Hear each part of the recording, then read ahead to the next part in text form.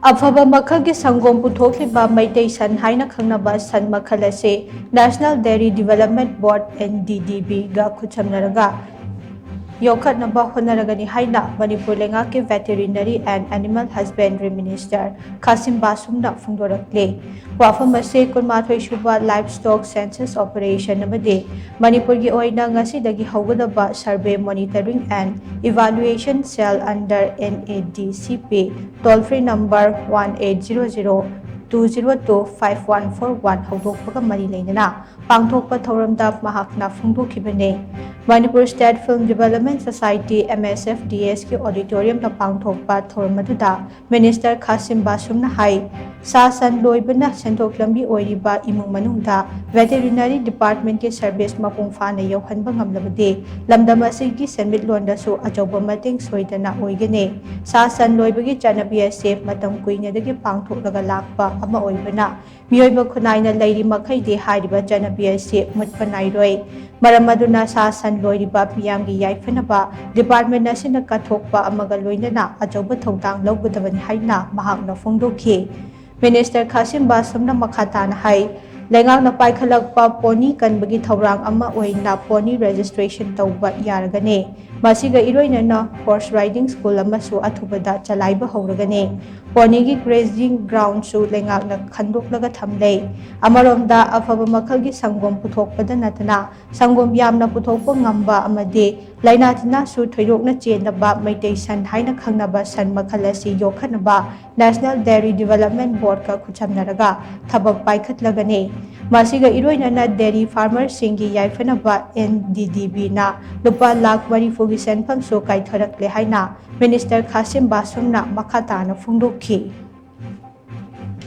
Hojiksi ekoi pony registration hojik taw yaramne hojik taw hawrani aduga loinana ekoi gi horse riding school su yaramni si horse riding school si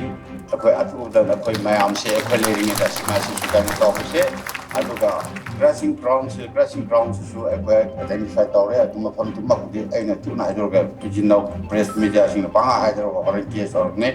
adu mafandi ekoi tu Saidi tawre simasi su hai already adung saigi management haina livestock ki matangda no schemes habadida ekoi soidna daidang simasi noto biro misigi damak view amathum biro any public occurrences targa lerinji masi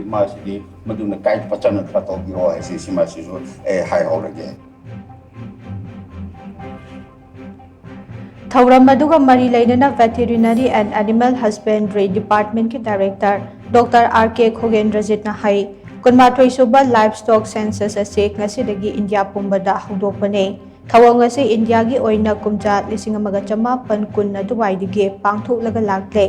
livestock census pangthokpagi maru oiba pandam ama hairagade livestock singi policy program paikhatpada hena khudong chanaba madugi database ama sembane thawang ase kanagumba singna research tawpada hena khudong chaba ama sopiba ngamgadoribane handak pangthokadoriba livestock census asida sa makhal tarataruk konsingane masida maru oina sa sing adugi breeding sex amade chahi na chingba kupna loduna mobile application amagi kuthangda real time oina census ki data sing thagat kane Bathang Chahigi February tha fawbal pangthokadaba livestock census asigi dabak na State Nodal Officer ama khallei masiga iroina na District Nodal Officer tarataro Supervisor kuntra manga amadi enumerator chani kuntra nipan haptuna mathau taba training amadi workshop na chingba state amadi district ki thakta pangthokpa su laikre haina Dr. Khogendrajit na makhata na phongdokhi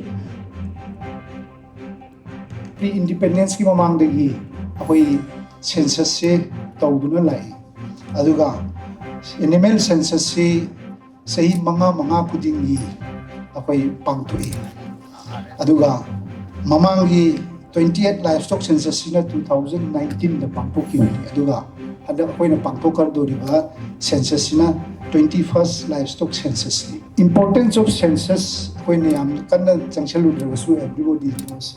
koi database ama sevatpani policy making ki decision making ki aduga research ki koi national level da koi nation ki oina laibi genetic potential moi mayam sing chi data ama systematic naina semjilakpa potuni akoida hojik leise aduga handaki livestock census sida akoina head count tawdorisi species tara tarumi